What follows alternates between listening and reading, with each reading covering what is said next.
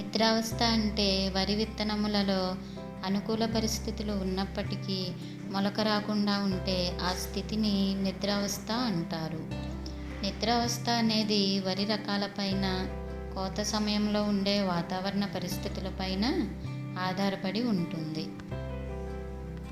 నిద్రావస్థ ఉండటం వలన వరదలు వచ్చి పడిపోయినా, అధిక వర్షాలు పడుతూ ఉన్నా, తుఫానులు వచ్చి పడిపోయినా మొలక రాకుండా దోహదపడుతుంది. సార్వాలో ఈ సమస్య ఎక్కువగా ఉంటుంది కాబట్టి సార్వాలో వేసే రకాలలో తప్పనిసరిగా 2 నుంచి 3 వారాల నిద్రావస్థ ఉండేలా చూసుకోవాలి. ఇది రైతుకి లాభదాయకం.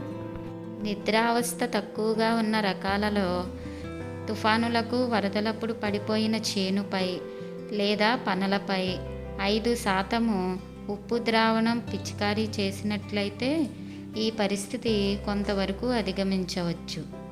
కొంతవరకు ధాన్యం రంగు మారకుండా కూడా అరికట్టవచ్చు. సార్వాలో సాగు చేసిన విత్తనాలను దాల్వాలో నాటుతారు. సార్వా, దాల్వా సీజనుల మధ్యకాల వ్యత్యాసం చాలా తక్కువగా ఉంటుంది. సాగుకి ఉపయోగించవలనంటే తప్పనిసరిగా నిద్రావస్థ తొలగించి విత్తుకున్నట్టయితే మొలక శాతం 80% కంటే ఎక్కువగా ఉండి విత్తనం ఆదా అయ్యే అవకాశం ఉన్నది.